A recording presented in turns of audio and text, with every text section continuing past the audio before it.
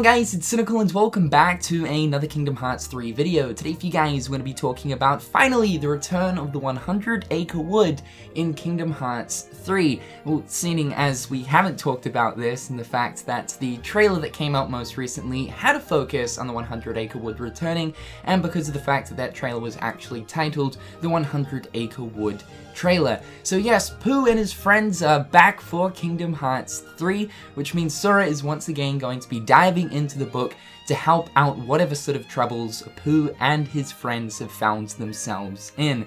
Now, I've seen a lot of sort of mixed feelings towards this world returning for that of Kingdom Hearts 3, and I honestly feel as if the 100 Acre Wood is a sort of world where you can either hate it or love it. It's sort of 50-50. For me personally, I'm actually thrilled to see that this world is returning. The 100 Acre Wood has been a prominent world in both Kingdom Hearts 1 and 2, the mainline Kingdom Hearts games, so it really only makes sense that it would make a return for that of Kingdom Hearts 3. And it has always been known as the sort of mini-game world, and I feel as if when it comes to Kingdom Hearts games, there's always got to be that one mini-game world where there's not really too much action sort of going on, and more so it's a world where you can sort of just relax, play a few mini games, and help Pooh feed his tummy, because most of the time that's pretty much what we're doing when it comes to the 100 Acre Wood. So let's talk about it. Pooh and his friends are back. This time around though, we actually have a brand new character that is making its way into this world, and that is none other than Lumpy, the Heffalump. Yes, I'm actually really excited to see that this character is going to be a part of Kingdom Hearts 3's 100 Acre Wood, which sort of makes me think maybe they will include some of the story stuff that was in Pooh's Heffalump movie into this world, seeing as we do see Lumpy. Now, whether or not Lumpy has already been in the 100 Acre Wood for quite some time after the events of the 100 Acre Wood in Kingdom Hearts 2, not entirely too sure, but the Heffalump is here, boys. Other than that though, we can see all of the familiar characters. However, Owl is missing. He's probably off doing his own thing, but most importantly, Eeyore is missing, which sort of makes me think, will Eeyore's disappearance be intertwined into the plot of the 100 Acre Wood? Maybe the sort of main scenario that is going on here is that Eeyore has gone sort of missing, and we're having to track him down.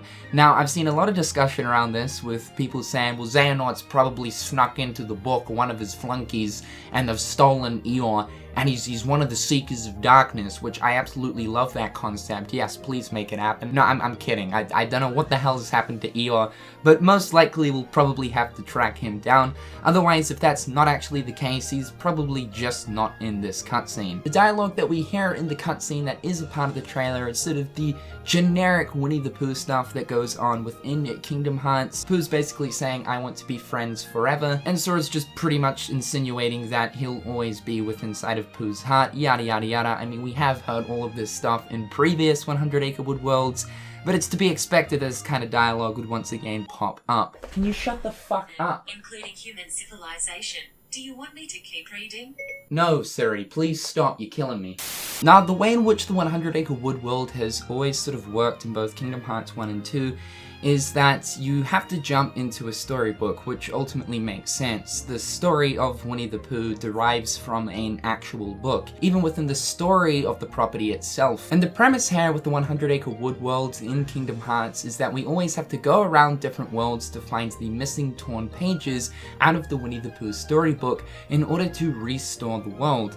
A pretty good premise, I'd say. However though, I'm really hoping that this time around that's not what we have to do, and that we don't actually have to restore the world, but more so the world slowly progresses in terms of the plot that's going on as we actually make our way through Kingdom Hearts. I'm sort of getting sick of having to go around the different worlds finding torn pages, because for the love of God, if the pages get stolen again, I'm just gonna have to give up with restoring this world. I think it's a lost cause at that point. So yeah, I'm sort of hoping that the world is 100% intact, keeping in mind that we completely restored it in Kingdom Hearts 2, and that maybe set certain areas are locked, and then we get to a certain point in Kingdom Hearts 3, and we then progress into those areas, rather than having to track down the torn pages for a third time. Speaking of the actual world in itself though, I'm hoping that we get to come across some brand new areas and locations of the 100 Acre Wood. Obviously, Kingdom Hearts 2 brought us to some newish areas compared to Kingdom Hearts 1's 100 Acre Wood, so I would say it's only inevitable that we will be going to a few new locations.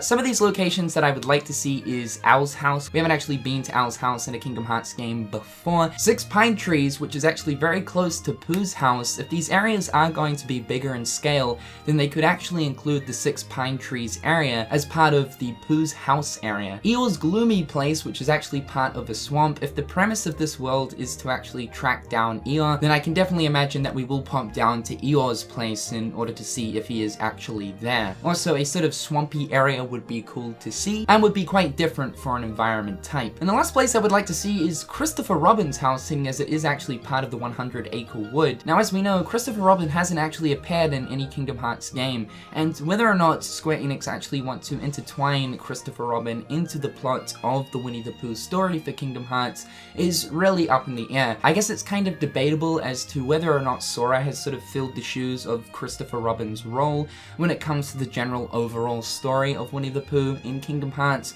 But Christopher Robin has never once been mentioned throughout any of the story to do with Winnie the Pooh in Kingdom Hearts 1 or 2. However though, I don't think it's too late to include him, and if they really wanted to, obviously they can. One really cool theory that actually one of my viewers came up with whilst I was streaming the other day, a viewer known as Terminator 101, credit to him, mentioned that a really cool concept perhaps to actually incorporate Christopher Robin into the overall story of the Winnie the Pooh world is that when Radiant Garden fell into darkness after the events of Kingdom Hearts Birth by Sleep, obviously Merlin was an inhabitant of that world, the dude that actually held on to the book of the 100-acre wood, meaning that because Radiant Garden fell into darkness, the same is also said for that of the 100-acre wood. He mentioned in his theory that perhaps maybe Christopher Robin could have been an inhabitant of Radiant Garden who would quite frequently go into the book to of course see his friends Winnie the Pooh and the rest. He mentioned that during Radiant Garden's descent into darkness, perhaps Christopher Robin could have been cast out into the darkness, turned into a Heartless, or went sort of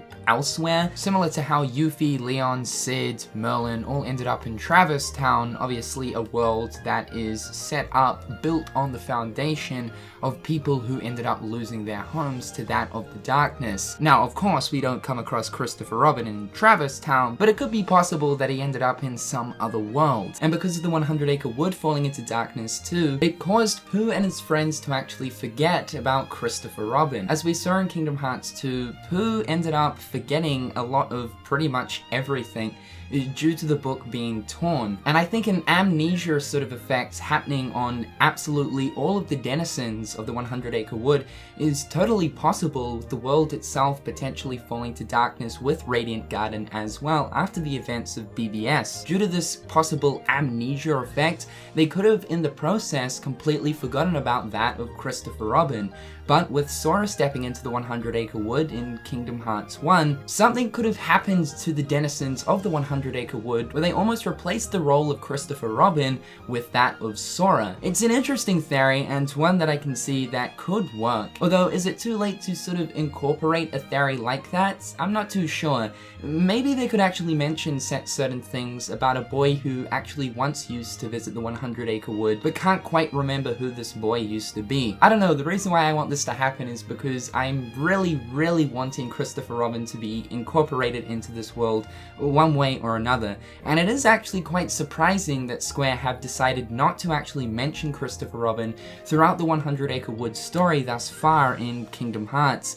Again, I feel like it's probably because Sora is the one that's sort of filling the shoes and the role of Christopher Robin, but a theory like this could certainly clarify the reason as to why Christopher Robin hasn't made an appearance in this world so far, and of course explain the lack of his appearance. Also within the trailer, we got to see 2 different mini-games for the 100-acre wood world as well. A sort of Candy Crush-esque looking mini-game with the use of fruit. This one's quite interesting because it seems to be that we have to accumulate a certain amount of score. As we can see in the top right of the corner, 505 out of 700. Once we get 700, I assume that's the mini game completed. We also have an interesting looking lumpy gauge down the bottom right of the UI as well. Not too sure what happens when you completely fill this up. Maybe we can activate some sort of a special effect where it clears out a large amount of fruit. But the way that this mini game looks like it works is that we most likely have to line up a certain amount of the same fruit in either a diagonal or sort of straight line in order to, of course, remove that fruit from the pile. We then also have a flower garden minigame right here, which again looks like the same sort of premise to that of the fruit minigame, except there are some sort of differences here. The first thing is, instead of a sort of score gauge, we now have a time gauge, so it seems to be that we have to clear out as many flowers as we possibly can in a set certain amount of time. We also have a honey gauge there with Pooh Bear standing there with a honey pot, so it also looks like we have to fill up Pooh's honey pot whilst playing this mini game as well. You can also notice that there's not only flowers within this pile, but there's also honey pots sort of in the mix there as well. So perhaps clearing out the honey pots fills up the honey pot gauge. And instead of a lumpy gauge, we now have a gopher gauge. Again, I don't know what this gauge sort of indicates, but I would say it's probably for the use of some type of special ability. I absolutely love the style of the world though. Square Enix have aimed for more of a cell shading-esque style with sort of black outlines around the characters. And this makes a lot of sense because Winnie the Pooh derives from a storybook. I think Square Enix have absolutely nailed the aesthetic in the way of making each world feel completely unique compared to one another. And the aesthetic of the 100 Acre Wood is just absolutely spot on. But anyway guys, that's pretty much all for the 100 Acre Wood. We didn't get to actually see too much of this world, which I'm sort of happy about. I have a feeling that in the next trailer we get, we'll most likely see probably an area in terms of gameplay, not a minigame or a cutscene, but actual gameplay of Sora walking through a set certain area. That would be cool to see. But anyway guys, in the comment section down below, please do let me know your thoughts and opinions. Are you in the group of people that do not want this to return and that you absolutely hated the previous entries of the 100 Acre Wood? Or are you in the group of people who are absolutely thrilled to have this back? I'm really thrilled. I'm thrilled that we do get the minigame world once again. Looking forward to seeing exactly what other sort of mini games are going to be in this world, seeing as Square Enix have constantly bumped up the quality of mini games as the 100 Acre Wood has appeared throughout the Kingdom Hearts series. So yeah, definitely excited to see more of what this world has to offer. However guys, with all that being said, I'm Cynical. Hopefully you dudes are having a fantastic day, and until next time, I'll catch you guys later. Peace. Hit them on the page, you'll be coming through stain. Gold in my mouth when you suckers be bluffing. Milk crate, gaming up your bitch though. Catch me in the back playing Super Nintendo.